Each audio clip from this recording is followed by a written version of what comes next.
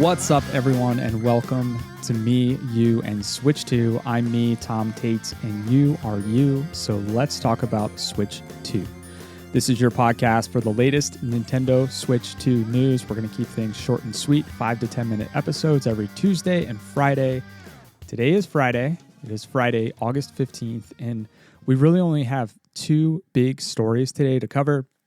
The first one, we now know the next GameCube game that is coming to Nintendo Switch Online, and that is going to be Chibi-Robo. Chibi-Robo will hit the service next week, Thursday, August 21st. Chibi-Robo was developed by Skip Limited. It was published by Nintendo, so this was an official Nintendo title for the GameCube. I'm excited for this one because I've never played this game. I always recall seeing it, the art style. I have fond memories of it being around, but I've never actually played the game. IGN gave it an 8.2 back in 2006 when it was released. There's a trailer on Nintendo's official YouTube channel. It looks super sharp, and I'm just going to read the description in the YouTube trailer because I think it sums up the game pretty well. The little robot who wants to bring happiness to all. Chibi-Robo is a 4-inch tall robot who's arrived at the Sanderson house with the goal of helping the family get the most out of life and find happiness. Day or night, he'll help however he can, whether that's by cleaning or looking for lost items. In this chibi action-adventure title, originally released on the Nintendo GameCube system in 2006, you'll aim for the top of the chibi rankings by gathering happy points and moolah, aka money. It's rumored that Chibi-Robo will become Super Chibi-Robo if he reaches the top of the rankings. But between a daughter who only speaks in the language of frogs and toys that come alive when humans aren't around, Chibi-Robo has his work cut out for him in the mystery-packed Sanderson house. Yeah, so it feels so 2006, so mid-2000s.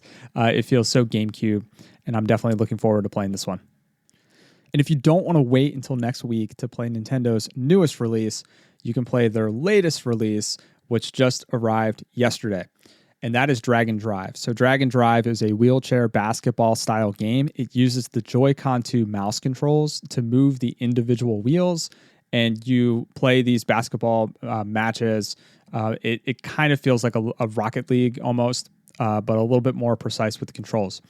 I'm going to share some notes on what reviewers have said, and I'll drop those review links in the show notes. Keep in mind, this is a $19.99 $20 title, right? This doesn't seem like a full, robust experience, and if it doesn't feel that way to you, it's likely because it wasn't intended to be, right?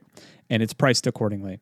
And especially considering that Nintendo has been pricing their games on the higher side anyways. So it's only $20. I mentioned on the last episode, I had a chance to watch my kids run through the demo, and honestly, it looked a little bit challenging to get the hang of. And finding where to use the mice in my living room was pretty hard at first. They tried their laps, playing on their legs, which Nintendo says you can do. Then they tried the table, which was making a scratchy noise.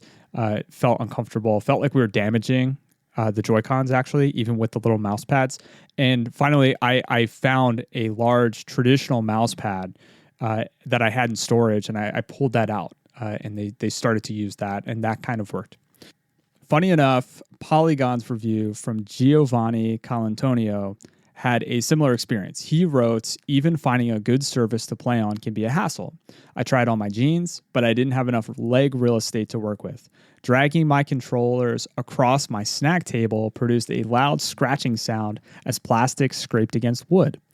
My best solution had me using an extra large mouse pad on my desk, but that meant I had to ditch my natural living room setup to play. Dragon Drive didn't invent these hurdles, but its demanding control scheme exacerbates them.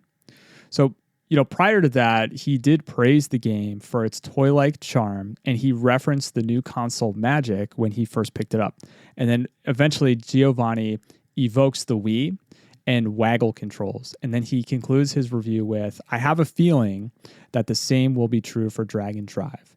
As shallow and frustrating as it is, there's a charming novelty in it that could only have worked this early in the Switch 2's life. It's not fun to play, but it's fun to play with. So it kind of, to Giovanni, it had the same kind of magic and feel as using the Wiimote for the first time and playing with the waggle controls, even though it was a bit awkward in some of those earlier titles. IGN's Logan Plant writes in his headline, Nintendo's take on wheelchair basketball is surprisingly fun, but sadly lacks variety. He shares, for the first hour or so, it didn't feel natural. It demands a lot of actions a game has never asked of me before. Usually games like Wii Sports rely on simple controls paired with automatic movement, but Drag and Drive puts you in complete control of your character, and I just wasn't used to it. And this review is kind of similar to what I saw my kids as they were playing it, what I saw my kids do. They were awkward at first, right? And they finally got the hang of it. Logan also writes, it's generally very responsive too, if you have a proper surface to play on. That's a big if. Never before have I had to undergo so many wardrobe changes to figure out which pants were ideal to wear when playing a video game. Nintendo says you can use your legs for the mouse controls, but the results really vary depending on if I was wearing jeans, pajama bottoms, cotton sweatpants, or athletic shorts, which ended up working the best. So very interesting, very funny that this is a thing you have to consider when you're playing a video game. IGN ultimately gave it a 6 out of 10.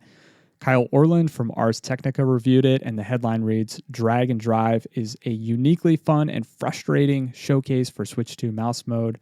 Dual mouse controls work surprisingly well if you find somewhere to use them. And Kyle made a good point that in his decades of gaming and reviewing games, he never wielded two mice at once. So this is absolutely a unique moment in gaming and a unique experience.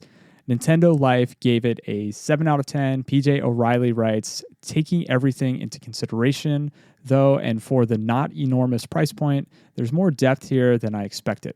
Drag and Drive feels like a proper attempt to give us something fresh in the same sort of vein as ARMS back on the Switch 1. If you get into its groove, you will get your money's worth. So some positive reviews, 7 out of 10. Games Radar gave it a 2.5 out of 5. Destructoid, 6.5 out of 10. Shack News, 6 out of 10. Game Reactor, 5 out of 10. Right, so Nintendo's latest release, Drag and Drive, is certainly not a Game of the Year contender. I had mentioned in a previous episode too, this feels like a tech demo that got some internal interest from a few folks and approval to build into a packaged experience. So I think this really was just, hey, how can we use the mice in an interesting way? They built this quick demo. It was fun. The internal teams liked it, and they just kept going. That's why it's cheap. Someone on Reddit did a deep dive on the credits of the game, which I found super interesting. The producer is one of the creators of Animal Crossing and Splatoon.